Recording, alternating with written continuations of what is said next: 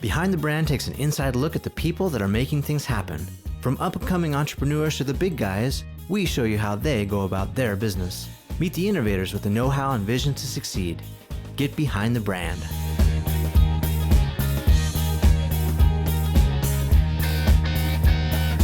Hey, welcome back. We're talking with Gary Vaynerchuk, entrepreneur, wine enthusiast, and author of The Thank You Economy. Gary, thanks for being with us. Thanks, man. It's good to be here. Let's talk about the TechCrunch interview. A lot of the book talks about taking care of customers and that the people who care about the customers most will win.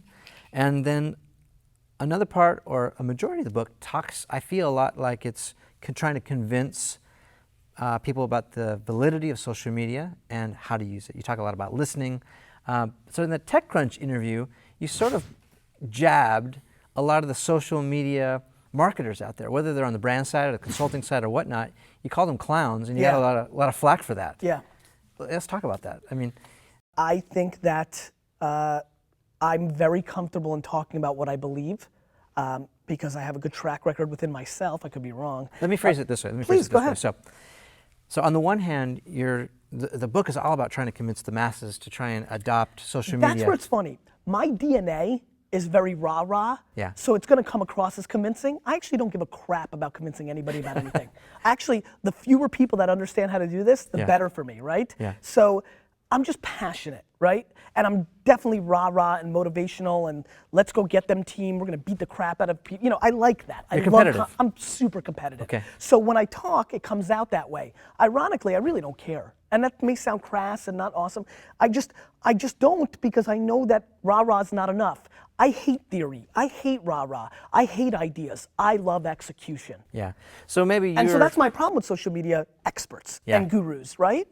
Like, I need to know how you've executed. Like, I think it matters that Crush It sold really well in a world of a lot of experts and big brands like me that didn't sell well. That mattered. That means there was ROI. I think it matters that I sell a lot more wine because people became obsessed with me and come to my store and buy my wine. I think that matters. I think business matters. And I think the conversation got a little bit too far left, right? I like gray. I don't like black and white. In 07, it was black and white. Social media has no ROI, it sucks, right? All of a sudden, there's this huge bubble in 2011 going into 2012. Social media is awesome, but all the people that are talking and the people that companies are hiring 22-year-olds because they're 22. Let me tell you something, companies. Your 22-year-old did not use Facebook the last 3 years to do business. Right. They did it to look at chicks' bikini pictures. Like, so, you know, there's a very huge disconnect in this new emerging thing. TechCrunch is a big platform. I didn't mean a whole lot by it. I kind of was just talking the way I was talking. They were smart, used it as the title of the blog post. Yeah. They knew how to link bait. I felt compelled that I needed to expand on it. But I don't want to support and rah-rah people that I think are fakers. A lot of people are like, Gary, you're hurting the industry. I'm not hurting the industry. I'm dramatically helping the industry. You're calling it how it is. I'm trying to create a conversation over something that needs to be talked about, which is that the guy who's the SEO expert and the guy who's the e-commerce expert and what have you done? Like, have you ever tangibly converted something into a real sale? If you did that, I'm interested, and now how big of a variation of that is going to evaluate the way I kind of look at it. Yeah. But if you've just been talking, I'll be honest with you, I'm now finishing my tour on Thank You Economy. This is one of the last events I'm doing for quite a long time. I feel like I need to shut up and go do again. If I want to be relevant in 2015, I need to go do. I need to get some dirt under these fingernails, not be pampered and get flown out and do events. I need to go get raw again because that is the only way I'm going to be good, the only way I'm going to be relevant. It's the way I look at push-ups. Yeah. You can't read about push-ups. Clearly I read about push-ups. Yeah. But if you've got big guns, you're doing the push-ups. Yeah. In social media right now, there are way too many people reading about push-ups. I just got this image of Rocky 3 after Rocky loses the fight. You're going back, back to your roots. You're right, Rocky 3 is a great example. Mr. T beat his ass. Yeah.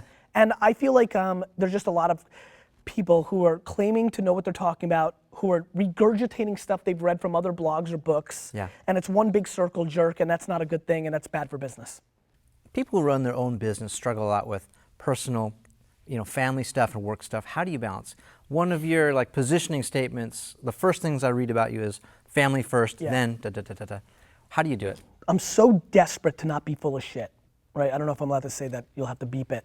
Because I don't think I'm executing as well as I could in that, right this moment as we're taping this, I'm doing way better. I can't believe how little work I'm doing on the weekends. So that's been a big boost in the right direction. I have a 2-year-old daughter, Misha, now, and that's definitely, and you know what's so funny? The daughter is like maybe even an excuse. I miss my wife. So like even that, like, so I'm doing better. How? Because I'm very in tune with my emotions, and I always play the same card, which is you bought the Jets, right? Which is a business goal of mine. Not a jet, I'm talking about the New York Jets. Right. You've bought the Jets, you're widely considered one of the great businessmen of all time, great, awesome. You get a phone call and your mom is dead. How do you feel? And I play that gut check with myself a lot.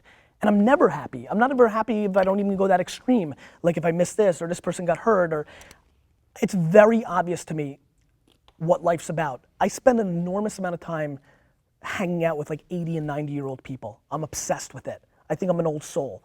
And I really, really, really know like what life's about. It's not about how much money you make. It's about, you know, the experiences and friends and family.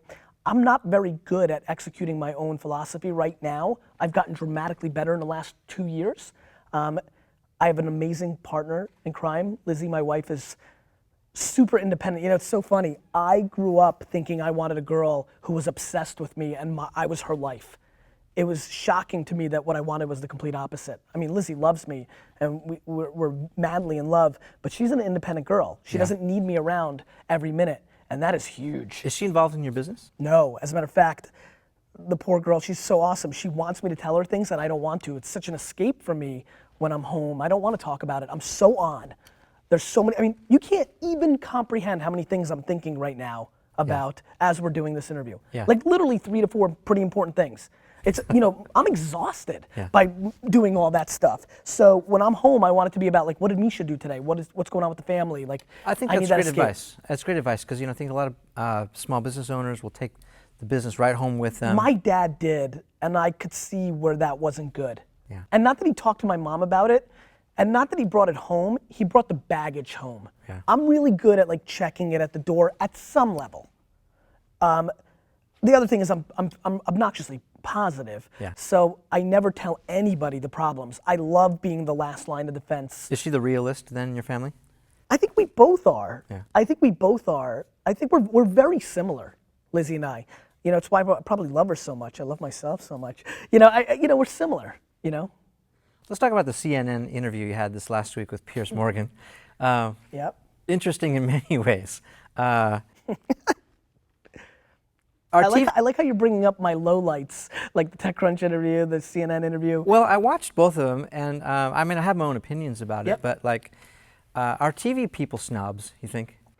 Are TV people snobs? Yeah, I mean, I thought TV personalities or people behind the cameras and the producers and things of that nature? I thought Piers was rude, to you specifically. Well, Piers knows me. I did an interview. What you don't know is that I did a full-fledged 20-minute interview about Thank You Economy with Piers, and then the world exploded, right? Tokyo and all this, and it still to this date has not aired. Okay. So we had a lot of we really hit it off, actually. Okay. He was rude to me because Piers is successful. You know when you can see your own? Yeah.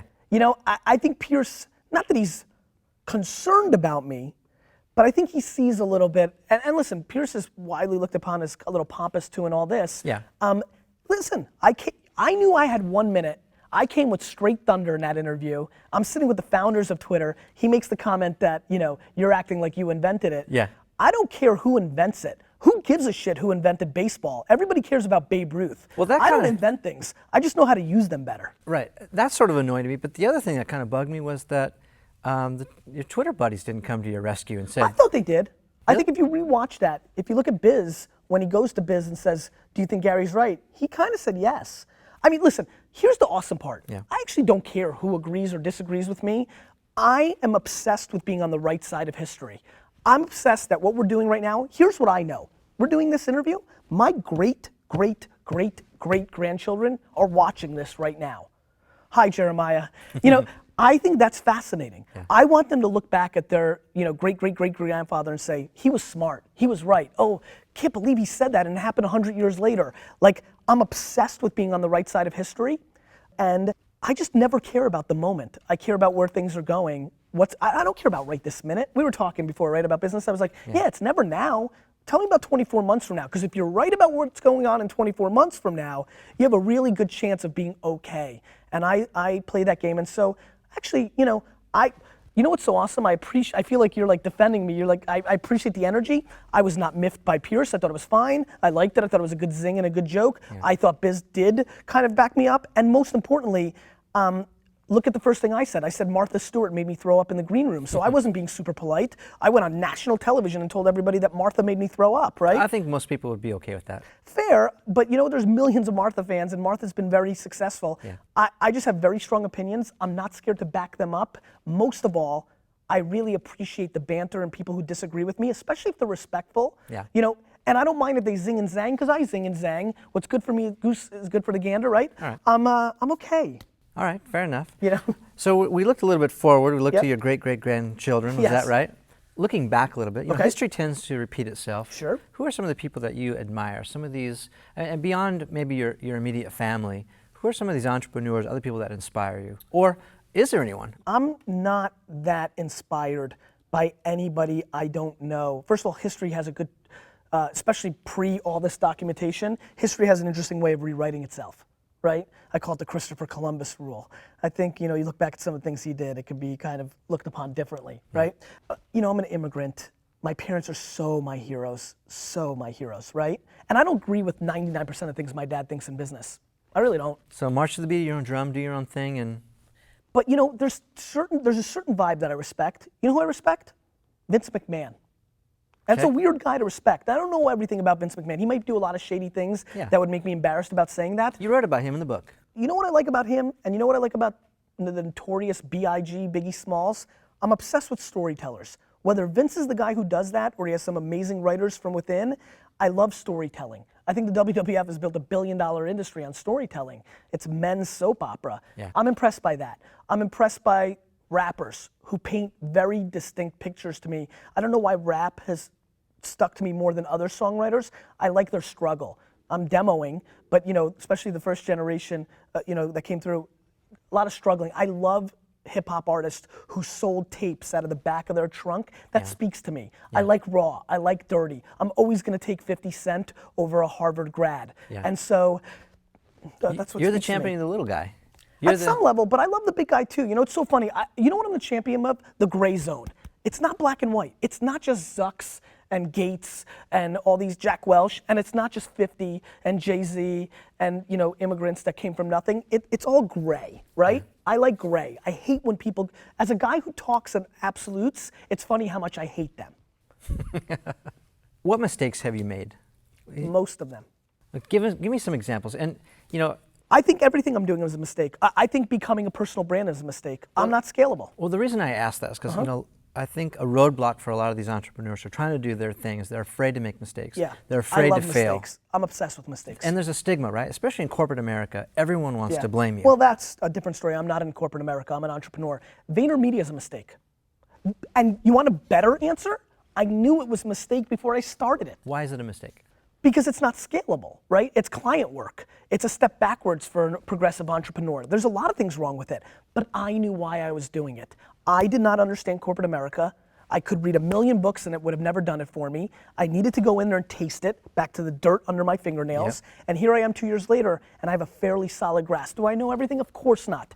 But I have enough flavor in my mouth right now to know what to do, because I'm not in business to be successful tomorrow. I want to be very relevant 40 years from now. When I'm 75, I want to be gangster. I want 20-year-old entrepreneurs to be like, that is the guy. The marathon. Absolutely. And so I needed that tool, that knowledge in my belt. So I took a 2-year, 3-year, whatever this run is going to be, sabbatical, right? And learned what I had to learn. I'm obsessed with mistakes. I do so many things wrong. I mean, I screwed up Obsessed TV when I tried to scale multiple personalities. Samantha's amazing. That was me screwing up too. I'm always thinking I could do so many things. I screw up every day because I'm trying to juggle too many balls. I need to focus and I know it, but I can't help it. It makes me happy to juggle. How about Wine Library TV? Because you were not an overnight success. You were putting out videos for how long until it got traction? Probably 1.5 years. So how do you know, I mean, I think a lot of people want to know this. How do you know like when to quit when to keep going. What I am is not scalable. Nothing I say is going to help anybody who's watching right now. It may motivate somebody. It may be a kick in the pants. But I think the principles, I mean, there's something The to be principles learned. are right. Here are the principles. You know why I'm sitting here right now? Because I outworked you. Zoom in. I outworked you. I worked harder. I had a certain skill set. Everybody has one. And I just worked harder. The guys in the NBA, do you know how many guys have the skill sets of LeBron and Kobe? A lot more than people think. But those guys worked harder and they went all in. Let me guess, LeBron and Kobe didn't dominate school. Though I heard Kobe was pretty okay, but they didn't dominate. You know why? Because instead of studying some bullcrap Saturn geometry stuff at 5:30, like everybody else who's trying to balance when our society tells you to work on your weaknesses, right? They were outside shooting free throws. When I was 15 and I sat in German class and I got all Fs, F, F, F, F, F, final F. When I did that, the reason I did that is because I was sitting in that class thinking about how I was gonna sell baseball cards. Or reading the Beckett baseball card guide, or a couple years later reading the Wine Spectator. You know why? Because I went all in. Everybody out there right now is half pregnant. They're all hedging, you know, and I'm just not that kind of character. I go all in, I'll win big, I'll lose big, and most of all, I've recognized what I'm good at. And I've always been good at making money. And now as I've matured and I've just become a better person. You know, I do less bullshit. I've done more. You just get better. I'm just very aware of who I am. I think most people lie to themselves because they're disappointed in what they're not instead of being happy with what they are. Oh, I like that one. I've never said that before. And that's what I think is happening. Like shit, I wish I was the quarterback of the New York Jets, but I'm not. You know? And so in 6th grade when I realized, wait a minute, I'm more likely to buy the Jets than to play for them, that's where I went. I didn't go try out for the football team. I tried to figure out how to sell things to the guys on the football team. So is 2011 then a great time to go all in? Yes, 2011, 2009, 2004, 2013, 2097. So it has nothing to do with the economy, it has nothing to do with... Bad economies are awesome. The best players win more. I love bad economies. That's when I create more market share. When I love it. I wish shit hit the fan. I wish the Great Depression came tomorrow. And that sounds insane, and I don't, because ultimately I don't want a lot of people to suffer. But for me, if I was very selfish, awesome. Because I feel very comfortable in that environment. Because that becomes alpha nature, best people win, and I'm just confident. What's something about you that your viewers don't know, that we don't know? You have a superpower, do you have something that... I sleep a lot more than people think. That's something people don't know. You know, I say on Twitter 10 times a day, do you ever sleep? I think I'm just so awake when I'm awake that it gives a perception that I'm always awake. I'm exhausted at the end of the day. I need a lot of sleep. I'm big on 6, 7 hours, no problem. I'm not one of these 4-hour guys, you know? I wish I was. I get pissed when I hear things like Rupert Murdoch sleeps 4 hours and it works out. I'm like, crap, he's got a couple more hours on me. But again, back to knowing yourself. At this point, maybe because I'm not doing the right things exercise-wise, I do feel like when I was in an exercise, I was a little bit, you know, less sleep needed. So I'm thinking about those kind of things, rounding out my game right now. I've got this entrepreneurial, I'm gonna out-hustle you. I've got more natural entrepreneurial spirit thing. I've got that figured out. What I need to do now that I'm hitting this 35-year-old range, this is where I need to be very conscious. This is where the fork's in the road. And there's a lot of forks, right? But this is new fork for me is, hey, get your stuff right?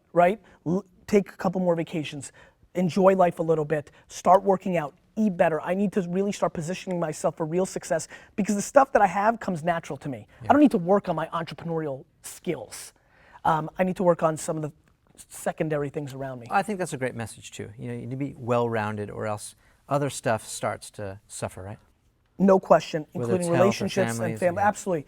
I also think, and I hope people are getting this, and this is the energy I'm trying to give in this interview, focus on your strengths. Like, Tiger Woods just tried to work on his swing. Clearly not on how he handles his relationships. You know, like, work on your strengths. It is the biggest misplay. It is I'm dying to figure out whose inherent value is it that America brands work on your weaknesses. Because that's what we do. You turn on television, we are sold to work on our weaknesses. I am just very counterculture against that. I don't believe in that. I disagree completely. Work on your strengths. What are you good at? Do that. No matter what it is, do it. So what's next? I have no idea. I'm very reactionary, which may be a weakness. I've been starting to debate if that is a weakness of mine. Here's what I know.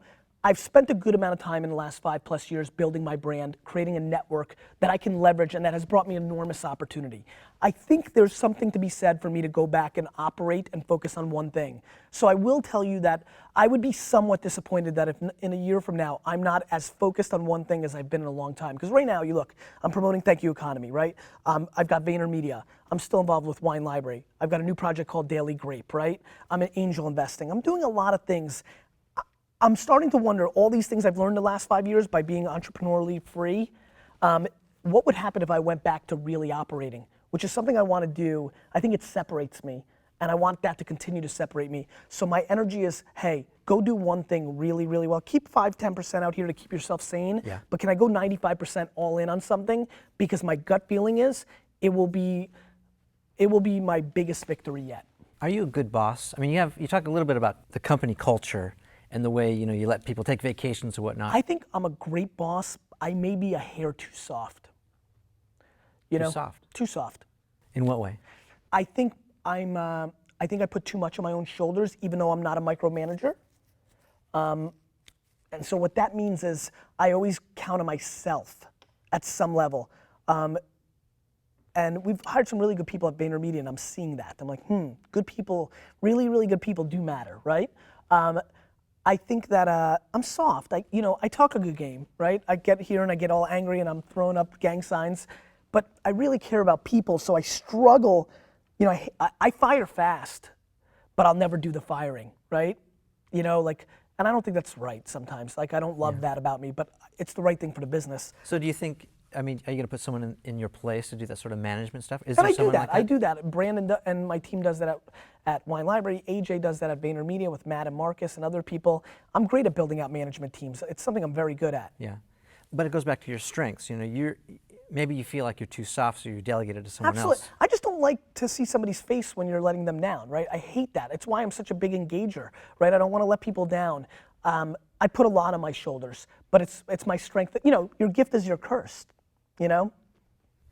Gary, thanks so much for being here. Thanks for having me, man. Lots of fun. Yeah, it was good. Gary Vaynerchuk, author of The Thank You Economy. Go out and get it.